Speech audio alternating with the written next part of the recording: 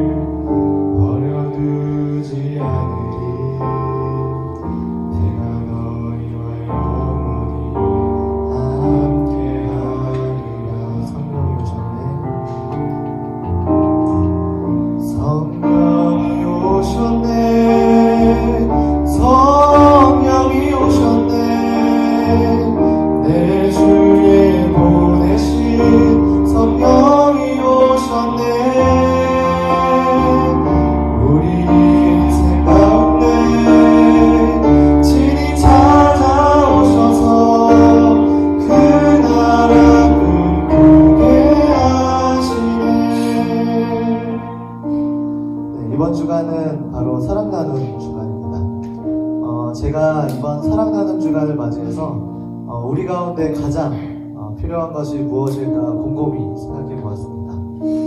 하지만 아무리 생각을 해봐도 오늘 이 찬양의 가사처럼 성령이 우리의 마음에 오시는 그것만큼 우리에게 필요한 것이 없다는 사실을 깨달았습니다. 사랑 나누는 주간을 위하여 이런 사역들을 준비하는 우리 세이 가족들에게 또 온라인 사랑 나눔 주간을 핸드폰으로 보는 그 학생들의 마음 가운데 오늘 성령 하나님의 감동이, 성령 하나님의 역사가 함께하기를 기도합니다. 그것을 함께 기도하면서 성령이 오셨는데 한 번 더 찬양하도록 하겠습니다.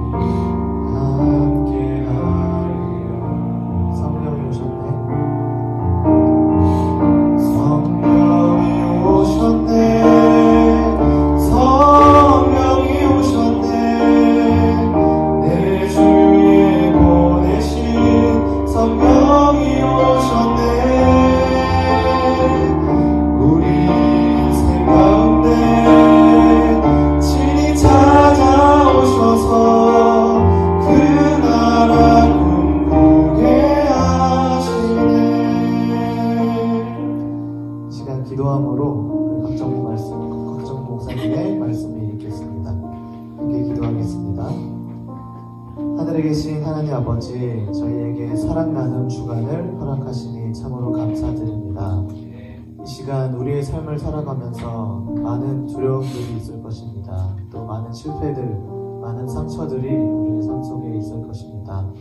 하지만 성령의 역사하심으로 그것들을 아무 두려움 없이 헤쳐나가는 우리의 삶이 되도록 하시고, 또 수많은 우리 삼립대학교 학생들의 마음 가운데에도 성령 하나님이 이 시간 함께하기를 간절히 기도할 수 있도록 각자의 마음에 함께하여 주시옵소서.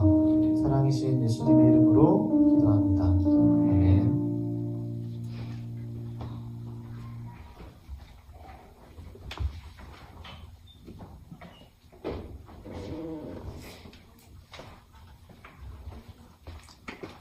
여러분 안녕하십니까?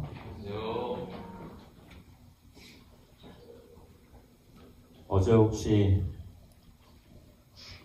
여기서 동영상 시청 다 하셨죠? 솔직하게 어제 10시 안 하신 분들 손 들어 봅시다. 네, 우리 반성하십시오. 참 안타깝게도 어제 실시간 시청자 인원이 120명이었습니다.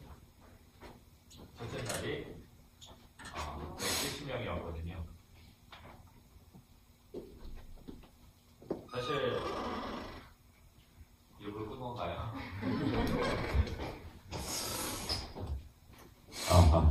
감사합니다. 사실 이러면 안 되는데 사람이 얼마나 숫자에 연연하게 되는지 모르겠습니다. 첫날에 저희가 몇 명의 친구들이나 실시간으로 이 사랑 나눔 주간의 신앙 콘서트에 참여할까 두근거리는 마음으로 숫자를 보고 있었습니다. 그 숫자가 170을 딱 찍게 됐을 때 한편으로는 그래, 이 정도면 성공이다 라고 생각을 한 것입니다. 그리고 어제 더 큰 기대감을 가지고 시청을 하는데 120명이 딱 지키는 숫자를 봤습니다. 그때 제 마음속에 든 생각은 혹시 첫날 목사님 말씀이 별로였나? 그래서 이렇게 아이들이 숫자가 줄었나? 이런 생각밖에 안 드는 것입니다. 무엇인가 이 숫자에 연연하다 보니 120명의 친구들이 말씀을 듣고 있다는 사실이 기쁜 것이 아니라 50명의 숫자가 빠졌다는 사실이 너무 제 마음을 아프게 하는 것입니다. 한 사람 한 사람이 소중하고 중요하다고 이야기하면서 이 사랑 나눔 주간 그 숫자에 연연해서 그 숫자에 한 명 한 명 줄어드는 숫자 때문에 가슴 아파하면서 다시 한번 우리가 기도하는 이유와 이 기간을 우리가 어떤 마음으로 보내야 하는지를 다시 한번 돌아보게 됐습니다.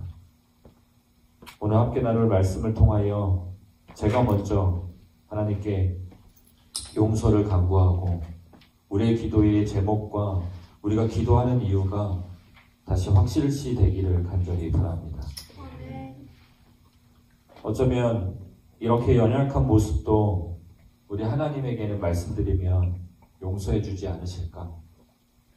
혹시 내가 지금까지 잘못 기도해 왔다면 하나님께서 그것을 아시고 용서하시고 다시 우리에게 희망을 허락하지 않을까 하는 작은 마음이 있습니다. 사무엘상 1장 11절에 보면 우리 한나의 기도가 나옵니다. 11절에 있는 말씀을 제가 읽겠습니다. 사무엘상 1장 11절입니다.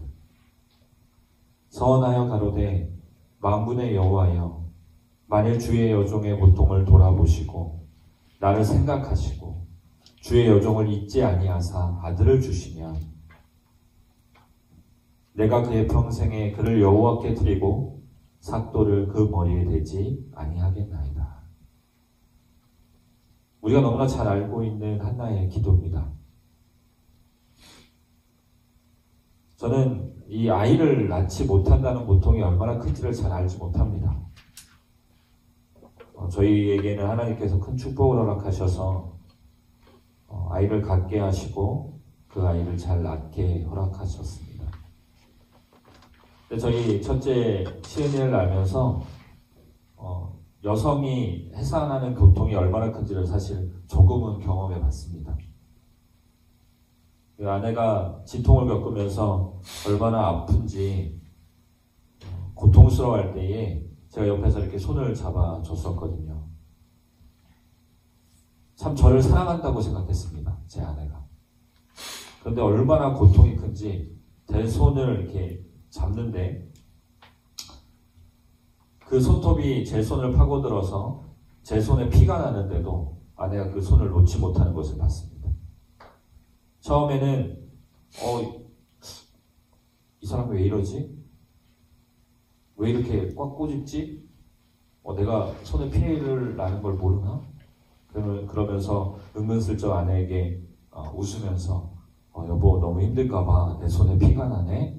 라고 얘기했어도 아내가 손에 힘을 놓지 않는 것입니다. 지금도 아직도 그 흉터가 남아있습니다. 하지만 그 흉터보다 아이를 낳는 고통이 얼마나 큰지를 저는 경험할 수 있었습니다. 그러니까 사람이 아이를 낳는 고통이 아무리 크다 할지라도 결혼한 부부가 아이를 갖지 못하는 것은 참 가슴 아픈 일입니다. 그래서 사람들은 그 아이를 갖기 위하여 끊임없이 고통을 감내하면서도 인공수정도 하고 시험관 수술도 하고 여러 가지 과정을 거치는 것입니다. 이 한나의 기도를 보면 하나님께 아들을 달라고 기도를 합니다. 제가 기도했던 것처럼 이번에 사랑 나눔 주간을 위하여 신앙 콘서트에 많은 친구들이 보게 해달라고 기도합니다. 저는 그 숫자에 연연해서 기도했던 것처럼 여기에 한나도 그렇게 기도하는 것처럼 보입니다. 우리의 조상들이 정말 아이를 갖지 못하면 삼실할머니에게 가서 아침에 그렇게 빌었던 것처럼 이 한나도 하나님께 아들을 달라고 구하는 것처럼 보입니다. 그러나 한나의 기도는 다릅니다. 우리의 기도와 다른 것처럼 너무나 다른 것입니다. 우리도 개인의 기도 제목을 가지고 그렇게 기도합니다. 여호와 하나님, 저에게 이것 해주시면, 저를 기억하셔서 이거 해주시면 저 하나님께 잘할게요. 한나는 분명히 아들을 달라고 기도하는데 그 아들을 주시면 내가 그의 평생에 그를 여호와께 드리겠다라고 고백하는 것입니다. 아들을 낳으면 10년, 20년, 아니면 아들의 생애의 반년, 아니면 평생의 반 정도만 하나님께 드리겠다고 약속하는 것이 아니라 그는 하나님의 사역을 위하여 자신의 아들을 온전히 드리겠다고 고백하는 것입니다.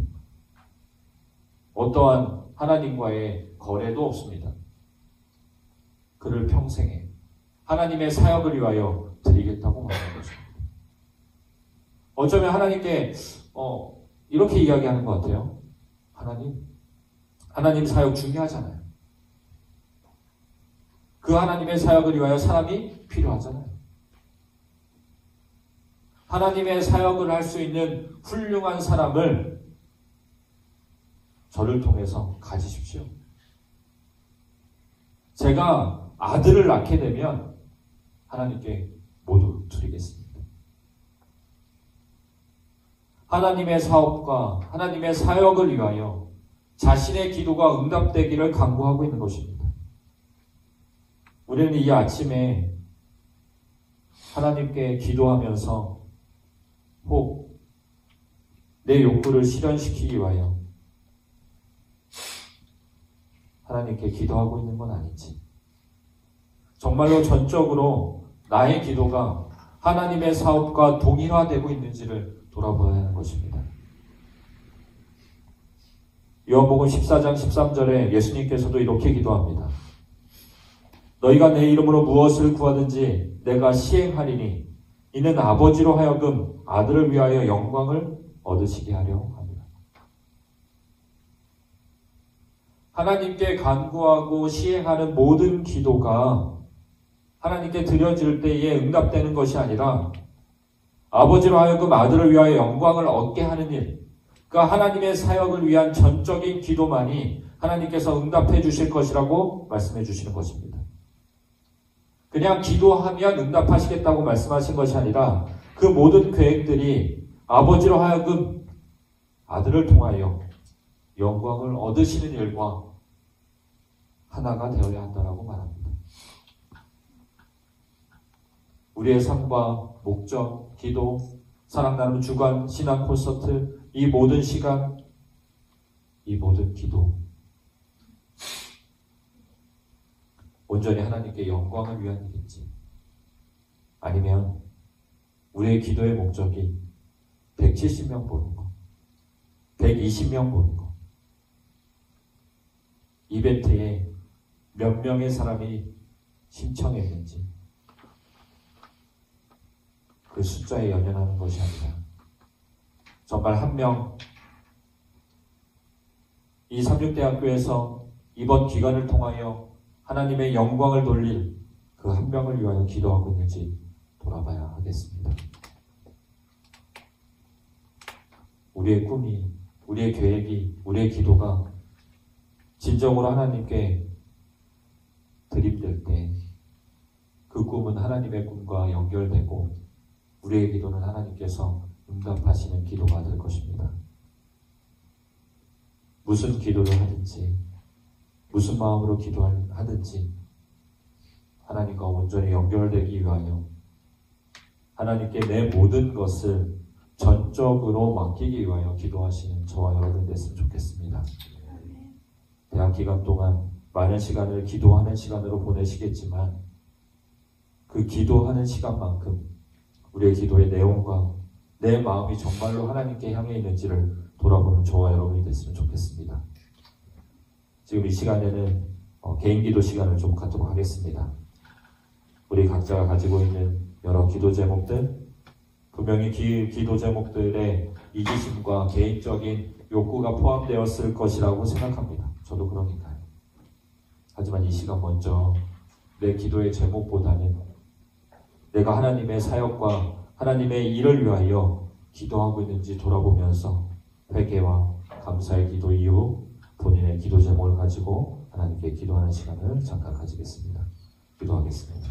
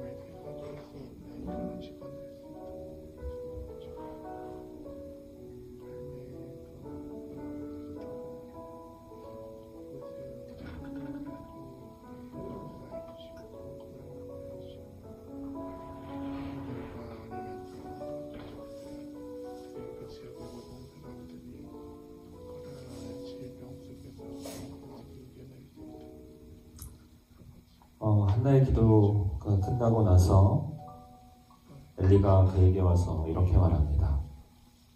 이스라엘 하나님이 너의 기도를, 너희가 기도한 것을, 구한 것을 그대로 허락해 주시기를 간절히 원한다. 엘리의 이야기를 들은 한나가 그 다음에 어떻게 했는지 아십니까? 가로되 당신의 여종이 당신께 은혜 입기를 원하나이다 하고 가서 먹고 얼굴에 다시는 수색이 없더라. 그는 아이를 낳게 해달라고 기도했습니다. 정말 술 취한 사람처럼 자신의 모든 것을 내려놓고 하나님께 기도했어요. 지금 임신한 것도 아닙니다. 아이를 낳지도 않았어요. 그런데 한나는 그 이야기를 듣고 나서 바로 그 얼굴에 다시는 슬픔과 아픔이 없었다는 것입니다. 지금 현재 내 기도가 즉시로 응답되지 않더라도 승리의 확신에 선 그 한 사람은 응답을 확신하는 한 사람에게 있어서 더 이상 걱정과 고민은 없는 것입니다. 기도의 응답을 확신하고 믿음으로 서서 한나는 그 자리를 떠나가는 것입니다. 여기 기도의 사람 한 명이 더 있습니다. 사무엘하 12장 16절에 보면 다윗이 그의 아들이 아파서 그 아이가 하나님의 치심으로 병이 깊게 들었습니다. 그러자 아비된 그 아들의 아픔을 너무나 잘 아는 그 아비가 이렇게 기도합니다. 사무엘하 12장 16절입니다. 다윗이 그 아이를 위하여 하나님께 간구하되 다윗이 금식하고 안에 들어가서 밤새도록 땅에 엎드렸다. 정말 열심히 기도했습니다. 금식하고 안에 들어가서 밤새도록 울며 하나님께 기도한 것입니다. 그 아이를 위하여 다윗이 그렇게 열심히 기도했을 때 그 아이가 어떻게 됐을까요? 죽었습니다.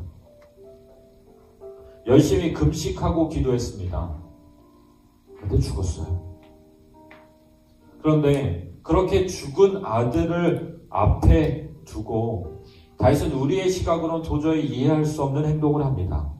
20절에 다윗이 땅에서 일어나 몸을 씻고 기름을 바르고 의복을 갈아입고 여호와의 전에 들어가서 경배하고 왕궁으로 돌아와 명령하여 음식을 그 앞에 차리게 하고 먹은지라. 지금 아이가 혹시 죽을까봐 하나님이 그를 살려달라고 금식하며 기도했는데 그 기도의 응답이 즉시로 죽음으로 변론났습니다. 그런데 그 후에 다윗은 그 아이의 죽음을 목도하여 슬피 울며 하나님께 원망하는 것이 아니라 금식했던 것을 다 벗어버리고 의복을 갈아입고 하나님께 경배하고 왕궁에 들어와 음식을 먹는 것입니다. 그렇게 금식까지 해가면서 기도했는데 내가 원하는 방법대로 응답되지 않는다고 하나님을 저주하고 믿음의 끈을 넣는 우리의 모습과 다윗의 모습은 너무 다른 것입니다. 그렇게 열심히 준비하고 기도했는데 170명에서 120명으로 시청자 수가 떨어지자마자 그렇게 마음속에 원망이 생기는지. 그러나 다윗은 다른 것입니다. 그 신하들이 그 다윗의 모습을 보고 너무 놀랐습니다.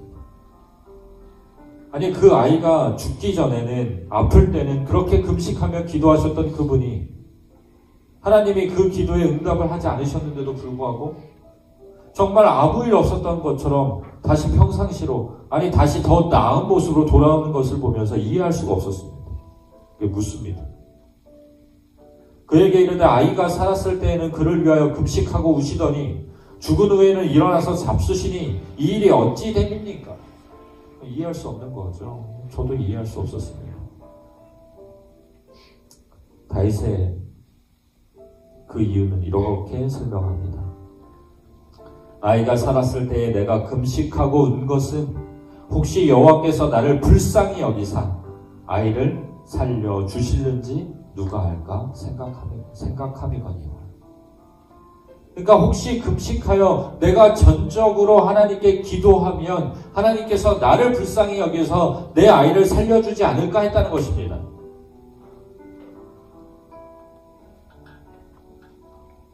여기서 우리는 우리의 기도가 어떻게 해야 하는지, 어떤 마음으로 기도해야 하는지를 다시 한번 알 수 있습니다. 자신에게 주어진 내가 생각하고 있는 기도의 제목이 중요한 것이 아니라 그것을 응답하실 하나님의 생각이 더 중요한 것입니다. 예수님께서 우리의 기도를 들으시고 가장 올바른 방법으로 하나님의 그 생각대로 그것이 응답되기를 원하는 기도. 비록 다윗은 그 아이의 살아남을 위하여 기도하였지만 하나님의 생각과 하나님의 뜻이 그 아이가 죽는 것이라면 그것은 기도의 불응답이 아니라 어쩌면 더 확실한 하나님의 응답이었음을 다윗은 믿는 것입니다. 우리에게는 응답되지 않는 기도가 없다고 이야기합니다. 우리의 방법과 우리의 뜻대로 응답되지 않는 것도 어쩌면 하나님께서 우리를 사랑하셔서 우리에게 가장 좋은 것으로 응답해 주시는 것입니다. 오늘 우리의 드리는 기도가 내 생각의 기도가 아니라 하나님의 기도, 하나님의 생각의 기도가 되기를 간절히 바랍니다. 내가 한 방법대로, 내가 간구한 대로 그 기도가 응답되는 것이 아니라 하나님의 뜻대로 응답되기를 간절히 바랍니다. 지금 이 시간 우리 학과선교와 또 세이미 마을을 위하여 기도하는 시간을 갖도록 하겠습니다. 이번 1년 교목처에서는 각 학과에서 하나님의 사랑의 운동이 일어나기를 간절히 바라고 있습니다. 그래서 학과에 우리 목사님들, 교수님들, 또 학과 공동체와 학과를 운영하는 우리 모든 세이 친구들과 또 신앙하는 친구들이 한마음이 되어서 그 학과 안에서 부흥하고 그 부흥이 모든 대학 안의 구성원들에게 미치기를 기도하고 있습니다.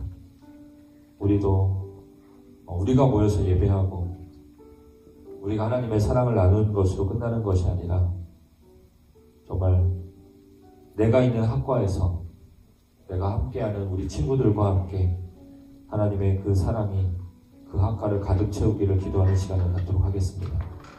학과 선교와 또한 세이비 마을을 위하여 기도하는 시간 갖겠습니다. 기도하겠습니다.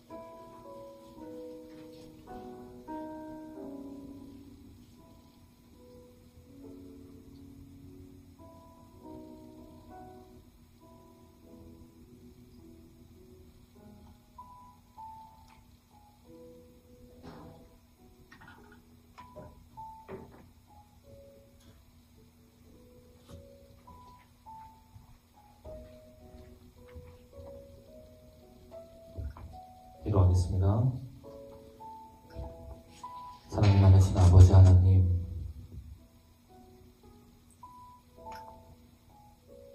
어쩌면 저희는 아무 의미 없고 저희들의 욕심을 기반으로 한 참 욕심쟁이 같은 기도를 하나님께 드립니다. 하나님의 사업과 아무 상관도 없고 하나님이 응답하실 이유도 없는 그런 기도 제목들을 가지고 어쩌면 떼쓰고 있습니다. 이 연약한 저희들을 용서하시고 다시 한번 내 기도의 방향과 내 기도의 의미를 다시 한번 되새기며 하나님이 응답하실 기도를 드리게 허락하여 주시옵소서. 그리고 더 중요한 사실은 우리를 위한 그 하나님의 사랑은 우리가 생각하는 그 어떤 것보다 우리에게 이익이 되고 사랑이 됨을 기억하게 하여 주시옵소서.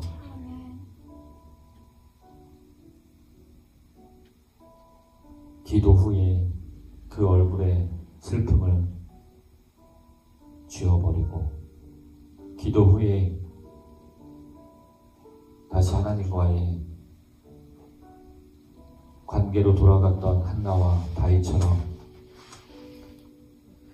저희들 하나님을 위하여 드린 그 기도, 하나님께서 응답하실 것을 확신하는 기도를 통하여 우리 마음에 걱정이 덜어지게 하여 주시고 우리의 고민과 우리의 걱정이 한낱 의미 없음을 다시 알게 하여 주시옵소서. 하나님께서는 반드시 응답하시고 우리에게 가장 좋은 것으로 주시는 것을 확신하오니 주님, 우리의 기도를 들어 주시옵소서. 언제나 저희를 사랑하시는 예수 그리스도의 이름으로 기도합니다.